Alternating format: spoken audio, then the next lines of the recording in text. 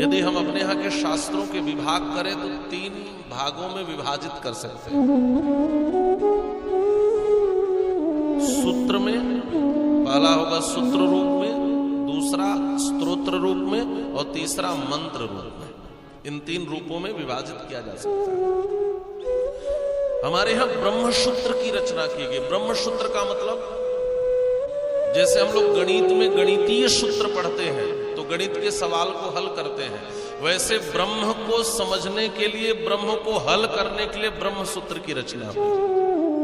वेदांत के गूढ़ गंभीर कठिन विषयों को लेकर सरलतम ढंग से वेदव्यासी ने ब्रह्मसूत्र की रचना की। इसी को वेदांत कहते हैं।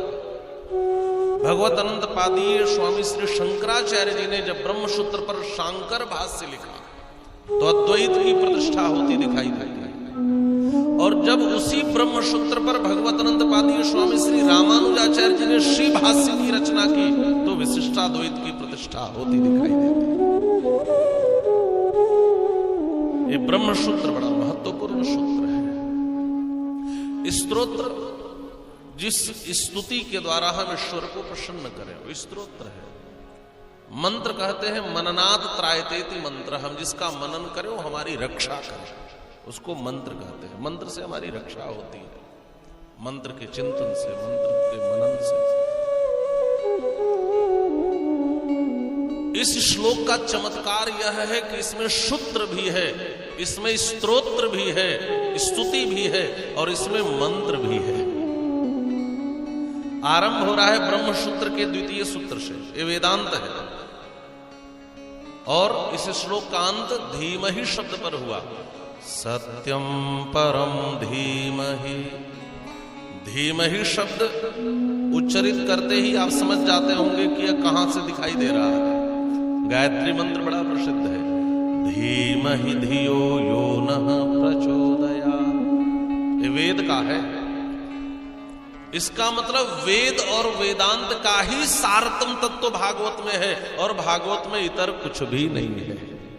और वेद वेदांत का सार क्या है? का कृष्ण रस का स्वाद लेना ही वेद वेदांत सबका सार है। सबका निचोड़ है परमात्मा रस, सबका निचोड़ है भगवत रस, सबका निचोड़ है कृष्ण रस। तो ब्रह्मसूत्र के द्वितीय सूत्र से आरंभ करते हैं। हम परम सत्य का ध्यान करते हैं। वह परम सत्य कहा जन्माद्यस्य यतः, यह पंचमी है। यतः यस्मात् जन्मादिर्भवति, जिससे इस जगत का जन्म होता है। जन्मादि माने जिससे इस जगत का जन्म होता है और जो जगत का पालन करता है और जो जगत का संहार करता है, हम उस परम सत्य का ध्यान करते हैं। अस्य प्रपंचस्य जन्मादिर्भवति। एक बात और समझने लायक है, जगत जन्म का हो, जन्म जगत का होता है तो संहार भी जगत का होता है। जो जन्म लेता है मौत भी उसकी होती है। जगदीश का जन्म नहीं होता इसलिए जगदीश की मौत नहीं होती। संसार का जन्म होता है तो संसार का पालन होता है और संसार का संहार होता है, जिससे हम उस परम सत्य का ध्यान करते हैं। उसी ईश्वर के द्वारा यह सारा प्रपंच प्रकट होता है और उसी के द्वारा पालन किया जाता है। कभी कभी कोई अहंकार में आता है, हम बच्चे का पालन करते हैं। पालन तो परमात्मा करता है। आज आप भले निवाला खिलाते दिखें, लेकिन जब कोई बालक मां के गर्भ में आता है उस समय कौन पालन करता है? आप व्यवस्था देखें। मां के नाभि से एक ऐसी नली फिट हो जाती है बालक के नाभि से कि मां जो भी ग्रहण करे उसका रस उस बालक को मिलता है। ये भगवान की व्यवस्था है पालन की। अच्छा, बालक के जन्म लेते ही मां के छाती में दूध उतर आता है और जैसे ही बालक के दांत निकलते हैं वैसे दूध की सप्लाई बंद हो जाती है। कितनी व्यवस्था है भगवान की पालन की। भगवान के कर्मचारी कभी विलंब से काम पर नहीं आते। आपने कभी सुना कि आज भगवान सूर्य 1 घंटा लेट आए? कभी ऐसा नहीं होता। उनके पालन की व्यवस्था देखें। भगवान के पालन में कहीं कोई गड़बड़ी नहीं होती, सब समय से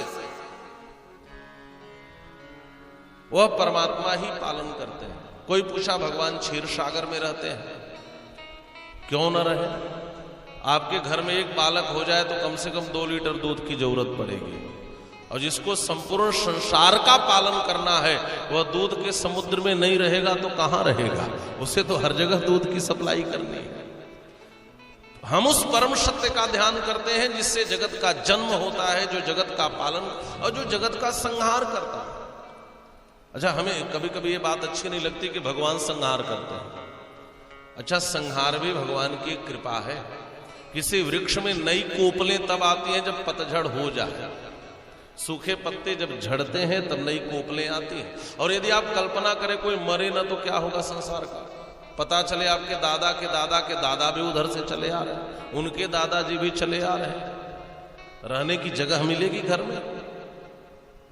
जितना क्षेत्रफल है धरती का, इतने में लोग अटेंगे क्या? अच्छा, 100 साल के बाद आप अपने जीवन को रख करके भी क्या करेंगे? कान से सुनाई देना बंद, आंख से दिखाई देना बंद, नाक से नाला बहना शुरू हो जाए, आंख में झाले पड़ जाए, हड्डियां कमजोर हो जाए, शरीर दुबला पतला हो जाए, तो ऐसे शरीर को आप कितने दिनों तक खींच सकते हैं?